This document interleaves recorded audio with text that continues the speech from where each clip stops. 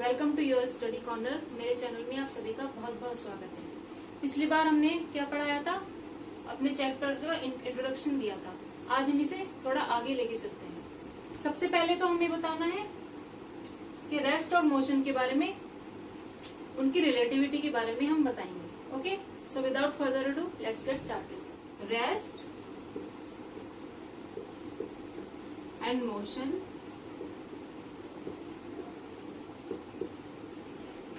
both are relative to each other। Rest और motion जो होते हैं वो एक दूसरे से रिलेटिव होते हैं। ठीक है, वो हमें कैसे पता चलेगा? यदि हम किसी चेयर पे बैठे हुए हैं तो किसी बिल्डिंग के रेस्पेक्ट में हम कैसे दिखेंगे? रेस्ट में दिखाई देंगे। बट अगर हम किसी चेयर पे वहीं उसी जगह बैठे हुए हैं, लेकिन किसी सैटेलाइट के रेस्पेक्ट में हम कैसे दिखेंगे? मोशन करते हुए दिखेंगे। ओके, इसका एक और एग्जांपल हम लेके देखते हैं। जैसे कभी कभी हम ट्रेन में कहीं ट्रेवल करते हैं या बस में ट्रेवल करते हैं, तो जो आसपास पेड़ पौधे बने हुए होते हैं और हम इस साइड में सफर कर रहे हैं, ठीक है, तो वो हमें कैसे दिखेंगे? इस साइड जाते हुए दिखेंगे। ठीक है, ये कॉन्सेप्ट हम आगे जाके समझेंगे, बट फिलहाल हमने क्या समझा कि रेस्ट और motion both are relative to each other. ठीक है, उसके बाद हम क्या समझेंगे? What is reference point. इसी में हमारा रेफरेंस पॉइंट क्या होता है। सबसे पहले रेफरेंस पॉइंट की डेफिनेशन देख लेते हैं।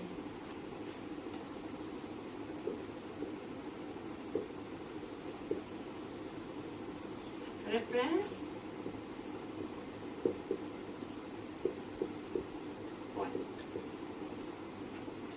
इट इज अ, ठीक है, तो हमारा रेफरेंस पॉइंट क्या होगा? जहां से हम अपने ऑब्जेक्ट की पोजीशन को डिस्क्राइब करेंगे। अब जैसे हमारा कोई ऑब्जेक्ट है, उसने यहाँ से अपना, उसकी पोजीशन इस वक्त यहाँ पे है, उसके स्टार्टिंग पॉइंट पे। ठीक है, और इसको मान लेते हैं ए। अब ये यहाँ से गया कहाँ? बी पॉइंट पर।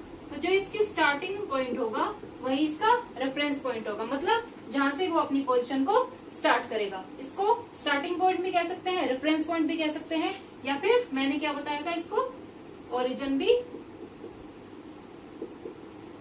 बोल सकते हैं। ठीक है, तो ये हुआ हमारा रेफरेंस पॉइंट। अब हम पढ़ेंगे there are lots of types of motion. ठीक है, सबसे पहले कौन सा मोशन आता है?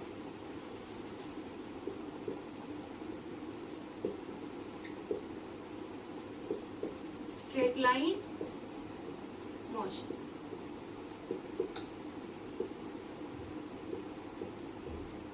ठीक है, ये कैसा मोशन होता है?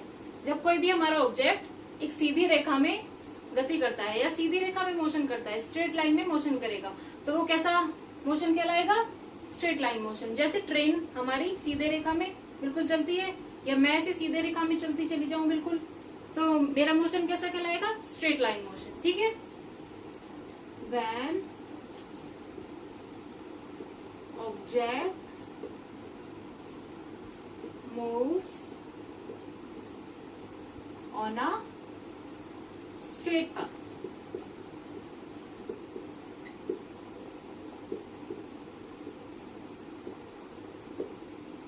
अब आता है हमारा सर्कुलर मोशन।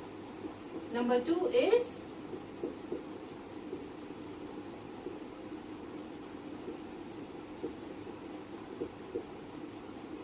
Circular motion. ये कैसा मोशन होता है? जब हम किसी गोल ग्राउंड के चारों ओर चक्कर लगाना शुरू कर दें। हमारी पोजीशन यहाँ पे है, ठीक है, हम यहाँ से ऐसे राउंड राउंड राउंड घूमना स्टार्ट कर दें, ठीक है, और हम इस पूरे राउंड का चक्कर पूरा कर लें, तो ये कैसा कहलाएगा? सर्कुलर मोशन कहलाएगा। कैसे पाथ पे? सर्कुलर पाथ पे जो मोशन होगा वो कैसा मोशन कहलाएगा? Circular motion.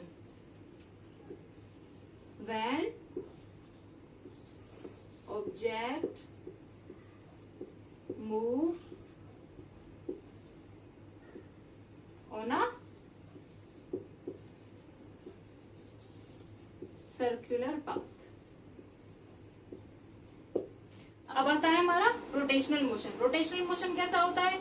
जब हम क्या करते हैं, किसी भी हाथ में कोई रस्सी लेकर ऐसे ऐसे इसको घुमाना शुरू कर दें, ठीक है, तो उसका सेंटर कहाँ पे रहता है? हमारे मिडल में।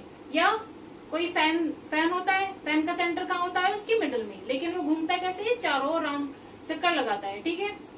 तो इस तरह का मोशन क्या कहलाता है? रोटेशनल मोशन, जिसमें एक सेंटर होता है, उस सेंटर के अराउंड ही हमें चक्कर लगाने पड़ते हैं। जैसे कि ये कोई सेंटर हो गया, इसके अराउंड ऐसे चक्कर लगा रहा हो कोई, इस टाइप का मोशन क्या कहलाएगा? हमारा rotational motion. When object moves about it on center और एक्सिस। अपने एक्सिस या अपने सेंटर के अराउंड चक्कर लगाना कौन सा मोशन कहलाता है? Rotational motion. हमारे सिलेबस में कौन कौन से मोशन दिए गए हैं? Uniform motion and non uniform motion. अब हम उनके बारे में समझते हैं। अब आता है हमारा uniform and non uniform motion, ठीक है। अब हम एक एक को एग्जाम्पल के तौर पे समझने की कोशिश करेंगे। सबसे पहले आता है हमारा यूनिफॉर्म मोशन। माना हमारा ये कोई ऑब्जेक्ट है, ठीक है, ये कौन सी पोजीशन है? इसका स्टार्टिंग पोजीशन है, और पॉइंट कौन सा है? ये है इसका इनिशियल पॉइंट, ओके। और इसको अपने फाइनल पॉइंट तक जाना है। कौन सा पॉइंट है इसका? ये हुआ इसका फाइनल पॉइंट। इनिशियल पॉइंट का नाम है ए और फाइनल पॉइंट का बी, ठीक है। अब यहाँ पे किसी हमारे ऑब्जेक्ट ने मूवमेंट अपनी स्टार्ट की, ठीक है। उसे क्या करना है? यहाँ पे कुछ मीटर्स चलना है, किसी टाइम के अंदर उसे आगे बढ़ना है। अब वो कैसे कैसे बढ़ता है वो हम देखेंगे। माना यहाँ पे उसने 0 मीटर से अपनी ट्रेवल या अपनी मूवमेंट स्टार्ट की, और यहाँ पे कितने बजे हुए थे? 8 o'clock। अब 8:01 पे हमारे ऑब्जेक्ट ने कितना डिस्टेंस ट्रेवल किया? उसने किया 20 मीटर्स मान लेते हैं। उसके बाद 8:02 पे कितना किया उसने कवर? 40 मीटर्स। देखना ध्यान से कैसे हुआ ये 20 से 40 नहीं है, 0 से 40 मीटर्स वो चल चुका है। कितने पे? 8:02 पे। अब उसके बाद 8:03 पे उसने कितना कवर किया? 60 मीटर्स, ओके। 0 से 60 मीटर्स 8:03 पे। अब उसके बाद 8:04 पे उसने कितना कवर कर लिया? 80 मीटर्स। और लास्ट में 8:05 पे उसने 100 मीटर्स कवर किया डिस्टेंस, ओके। तो हमने क्या देखा? इसमें उसके डिस्टेंस के बीच बीच में उसका ट्रेवल जो उसने किया उसमें कितना कितना डिफरेंस आ रहा है? 20 मीटर्स का, ओके। उसके बाद फिर से 20 मीटर्स का, उसके बाद फिर से 20 मीटर्स, उसके बाद फिर से 20 मीटर्स, उसके बाद फिर से 20 मीटर्स। अब हम यूनिफॉर्म मोशन में क्या देख रहे हैं कि यूनिफॉर्म मोशन में जो हमारा ऑब्जेक्ट है वो क्या करता है? सेम डिस्टेंस कवर करता है। किसमें? Equal interval of time. Equal interval में सेम डिस्टेंस कवर करेगा। मतलब यहाँ पे 20 मीटर चला, उसके बाद फिर से 20 मीटर, उसके बाद फिर से 20 मीटर, फिर से 20 और फिर से 20, ठीक है। सेम डिस्टेंस कवर कर रहा है कितने में? इक्वल इंटरवल ऑफ टाइम्स में। तो ये कौन सा मोशन हो गया हमारा? Uniform motion, okay. अब आता है हमारा नॉन यूनिफॉर्म मोशन। इसमें क्या होता है? मान लीजिए ऑब्जेक्ट नहीं, हमारा कोई छोटा बच्चा है जो पार्क में दौड़ लगाता है, तो इस यूनिफॉर्म मोशन वाली कंडीशन में ये इक्वल डिस्टेंस इक्वल कवर कर रहा है हमारा, ठीक है। इक्वल डिस्टेंस को कवर कर रहा है। लेकिन नॉन यूनिफॉर्म मोशन में हमारा क्या होता है? हमारा जो ऑब्जेक्ट या कोई बच्चा है वो क्या करता है? अपनी ए पोजीशन से डिस्टेंस ट्रेवल करना स्टार्ट करता है। किससे करता है? ए से। बी पॉइंट तक उसको जाना है, ठीक है। तो पहले क्या करेगा,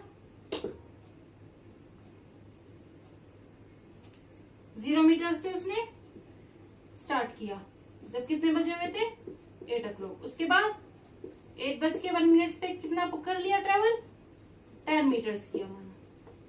ओके, कितना किया, 10 मीटर्स। 10 मीटर्स के बाद कितना किया उसने, 20 मीटर्स कर लिया। कितने बजे हुए थे, 8:02 पे। उसके बाद उसने कितना कर लिया, अभी तो उसने 0 से खाली 20 मीटर्स ही करा है, पर उसे कितना जाना है, अभी 100 मीटर्स और आगे जाना है, तो उसे तेज तेज दौड़ना पड़ेगा अपनी दूरी को जल्दी जल्दी जल्दी कंप्लीट करने के लिए। तो उसने कितना किया फिर, अब की बार उसने कर लिया कवर 50 मीटर्स। 0 से 50 मीटर्स उसने कवर कर लिया। अब कितना दौड़ना है उसे, 50 मीटर्स और दौड़ना है आगे। अब उसने क्या किया, थोड़ा सा अपनी स्पीड बढ़ाई। अब की बार उसने कितना किया, 8:04 पे 90 मीटर्स कवर कर लिया।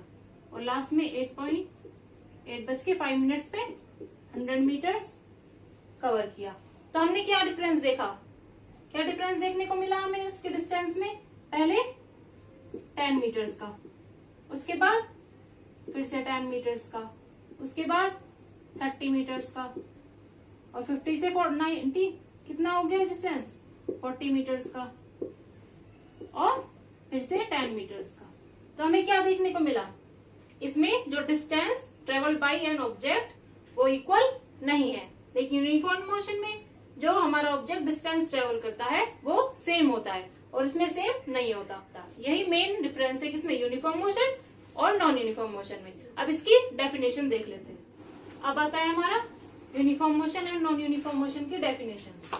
सबसे पहले uniform motion, an object is said to be in uniform motion if it covers same distance in equal interval of time. जैसा कि मैंने समझाया था, क्या होगा हमारा यूनिफॉर्म मोशन, जब कोई हमारा ऑब्जेक्ट सेम डिस्टेंस को कवर करता है इक्वल इंटरवल ऑफ टाइम, एक टाइम के अंतर्गत सेम डिस्टेंस कवर करेगा। लेकिन नॉन यूनिफॉर्म मोशन में क्या होता है, an object is said to be in non uniform motion if it covers unequal distance in equal interval of time. ठीक है, इक्वल इंटरवल ऑफ टाइम दोनों में है, लेकिन यूनिफॉर्म मोशन में सेम डिस्टेंस कवर करता है, बट नॉन यूनिफॉर्म मोशन में अनइक्वल डिस्टेंस कवर करता है। ठीक है, ये हो गए हमारे uniform motion and non uniform motion. अगर आपको ये वीडियो पसंद आई हो तो प्लीज इसे लाइक करें, सब्सक्राइब करें और शेयर करें। और अगर आपको मेरा काम पसंद आ रहा हो तो प्लीज मुझे सपोर्ट करें, जिससे मैं और अच्छी अच्छी वीडियो बना के आप तक पहुंचा सकूं।